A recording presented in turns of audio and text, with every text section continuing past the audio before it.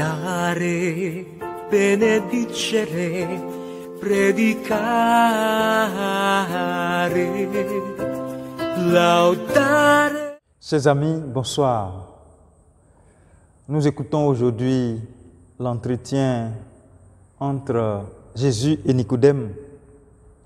Et l'évangéliste Saint Jean, dans son récit, nous présente Nicodème d'abord comme un pharisien qui est membre du Sanhédrin. Et c'est comme tel qu'il appartient à l'assemblée de leur cour suprême, assemblée qui avait en charge de sanctionner les délits contre la loi mosaïque. Cette assemblée est aussi chargée de fixer surtout la doctrine et de contrôler toute la vie religieuse qui était menée dans le pays. Et plus loin, au milieu de l'évangile, on retrouve encore une fois Nicodème quand il prend la défense de Jésus. Il laisse entendre à son assistance, par exemple, que la loi ne condamne personne sans l'avoir entendu. Et puis après la crucifixion même de Jésus, il prendra grand soin de son ensevelissement, l'ensevelissement même du corps du Seigneur. Tout porte à croire que Nicodème était un haut personnage. Il apparaît comme un homme bien disposé, mais alors, il était retenu par la faiblesse judaïque. C'est pourquoi il est allé de nuit rencontrer le Maître. Il est allé rencontrer Jésus. Il s'est engagé à parler à Jésus au nom de tous ceux-là même qui, comme lui, ont cru en lui, certainement, après avoir vu des miracles que Jésus avait opérés. Il cherchait aussi, sans doute, avec les autres, à dépasser sa première impression sur la véritable identité de Jésus. Ces paroles qu'il adressait à Jésus ne sont donc pas le fait d'une simple constatation, mais des questionnements qui correspondent à celles que tout homme enfermé dans son monde, tout homme influencé par sa culture peut réellement adresser à notre Christ qui est désormais ressuscité. Rabbi, nous le savons, tu viens de la part de Dieu comme un maître. Personne ne peut faire les signes que tu fais si Dieu n'est pas avec toi. Vous l'aurez remarqué, le Christ ne l'a pas repoussé. Le Christ ne lui a pas refusé son enseignement. Mais au contraire, c'est avec un grand cœur que le Christ lui parle.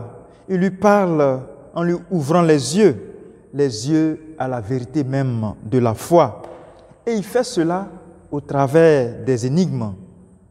En vérité, je te le dis, à moins de naître d'en haut, nul ne peut voir le royaume de Dieu. Il me semble que, comme à son interlocuteur, qui est Nicodème, je crois que Jésus veut nous dire aussi que pour être sauvé, il nous faut naître à nouveau. Il faut naître d'en haut. Il faut naître à la vie divine. Et cela par la foi et par le baptême. Cette déclaration de Jésus, les Juifs avaient tous du mal à l'interpréter. Et justement, c'est cela même qui va créer tout un malentendu entre eux et lui, entre les Juifs et Jésus. Ce sera donc à raison que Nicodème va se méprendre sur la déclaration de Jésus.